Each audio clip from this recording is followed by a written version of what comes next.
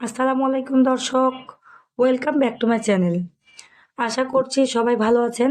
আজকে শেয়ার করছি ব্রয়লার মুরগির মাংস রান্নার রেসিপি।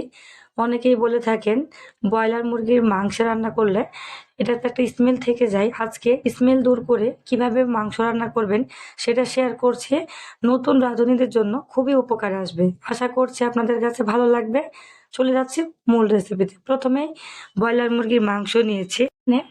এখানে 2 কেজি ব্রয়লার মুরগির মাংসকে মিডিয়াম কাট করে কেটে নিয়েছি।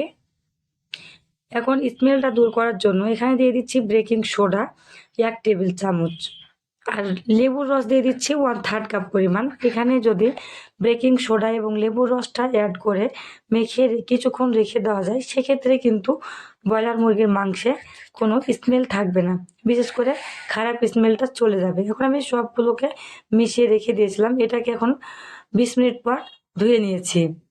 এখন চুলায় একটা কড়াই বসিয়ে দিয়েছি, দিয়ে দিচ্ছি তেল। তেল দিয়েছি 400 গ্রাম, দারুচিনি দিয়ে দিচ্ছি 5 থেকে 6 টুকরো, এলাচ দিয়ে দিচ্ছি 8 থেকে 10 পিস, জয়ত্রী দিয়ে দিচ্ছি এরকম 1 টুকরো, আর একটা জয়ফলের 12 ভাগের 1 ভাগ দিয়েছি, মানে খুবই সামান্য। এই মশলার পরিমাণটা খুবই কম পরিমাণে দিতে হয়। লবঙ্গ দিয়ে দিচ্ছি 8 থেকে 10 পিস। শুকনো মশলাগুলোকে 5 সেকেন্ডের মতো ভেজে নিয়েছি। অ্যাড করে দিচ্ছি পেঁয়াজ কুচি। পেঁয়াজ কুচির পরিমাণটা আছে 400 গ্রাম। পেঁয়াজগুলোকে হালকা নরম করে ভেজে নিয়েছি। তারপরে অ্যাড করে দিচ্ছি 2 টেবিল চামচ রসুন বাটা আর 2 টেবিল চামচ আদা বাটা, টোটাল 4 টেবিল চামচ অ্যাড করেছি।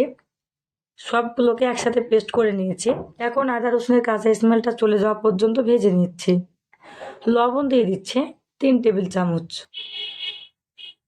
হলুদ গুঁড়ো দিয়ে দিচ্ছি 2 টেবিল চামচ, লাল মরিচের গুঁড়ো 3 টেবিল চামচ, ধনিয়ার গুঁড়ো 1 টেবিল চামচ, জিরার গুঁড়ো 1.5 টেবিল চামচ।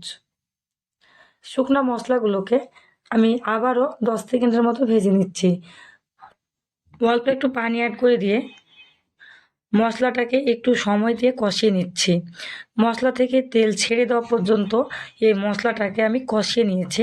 লক্ষ্য রাখতে হবে নিচে লেগে বা পুড়ে না যায় সেই দিকে।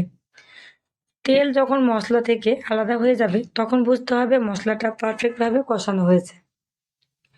মশলাটা পুরোপুরিভাবে কষিয়ে নেওয়া হয়ে গেলে এর মধ্যে অ্যাড করে দিচ্ছি সেই ধুয়ে রাখা, স্মেল দূর করে রাখা ব্রয়লার মুরগির মাংস। এখন মশলার সাথে মাংসগুলোকে ভালোভাবে নেড়েচেড়ে মিশিয়ে নিচ্ছি। এখন একটা ঢাকনা দিয়ে ঢেকে চুলার তাপমাত্রাটাকে হাই আঁচে রেখে দিয়েছি 15 মিনিটের মতো। ফিরে আসলাম 15 মিনিট পর। দেখে বুঝতে পারছেন কোনো পানি অ্যাড করা না করেও কিন্তু এই মাংস থেকে প্রচুর পরিমাণে পানি ছেড়ে দিয়েছে। এই পানিটা পুরোপুরি শুকিয়ে ফেলতে হবে। আবারও ঢাকনা দিয়ে চুলার তাপমাত্রাটাকে মিডিয়াম টু লো আঁচে রেখে জাল করে নিয়েছি 15 মিনিটের মতো। দেখুন 15 মিনিট জাল করার পর পানির পরিমাণটা শুকিয়ে গিয়েছে, মশলাগুলো নিচে লেগে লেগে যাচ্ছে, আর মাংসগুলো কিন্তু বেশ ভালোভাবে কষিয়ে নেওয়া হয়ে গিয়েছে। হয়তো আপনারা কালারটা দেখে বুঝতে পারছেন। অ্যাড করে দিচ্ছে কষানো হয়ে গেলে গরম পানি। এখানে অবশ্যই গরম পানি অ্যাড করবেন, আর গরম পানির পরিমাণটা আমি 300 গ্রাম অ্যাড করেছি, অনেক বেশি পানি লাগবে না। আর দিয়ে দিচ্ছে গরম মশলার গুঁড়ো 1 টেবিল চামচ, কাঁচামরিচ দিয়ে দিচ্ছে 6 থেকে 7টার মতো। কাঁচামরিচটা দিলে ভালো একটা ফ্লেভার পাওয়া যায়। এখন সবগুলোকে নেড়েচেড়ে মিশিয়ে নিচ্ছে। যেহেতু কষানোর সময় ব্রয়লার মুরগির মাংস সিদ্ধ হয়ে যায়, তাই খুব বেশি পানি দেওয়ার প্রয়োজন নেই। এখন আমি না ঢেকে রান্না করে নিয়েছি 20 মিনিট। ফিরে আসলাম 20 মিনিট পর। হয়তো দেখে বুঝতে পারছেন আস্তে আস্তে কিন্তু কালারটা চেঞ্জ হয়ে আসছে, আর ঝোলের পরিমাণটা প্রায় শুকিয়ে ফেলেছি। তবে এটা আমি আরও 10 মিনিটের মতো জাল করে নেব। মাংসটা কিন্তু পুরোপুরি রান্না হয়ে গিয়েছে। এখন তো আমার পরিবেশনের পালা। আমি আশা করছি আমার আজকের রেসিপি আপনাদের কাছে খুবই ভালো লাগবে। যদি ভালো লাগে আমার চ্যানেলে লাইক করবেন, বেশি বেশি শেয়ার করবেন ভিডিওটিকে। সবাই অনেক অনেক ভালো থাকবেন। আজকের মতো এখানেই বিদায় নিচ্ছি। Bye bye.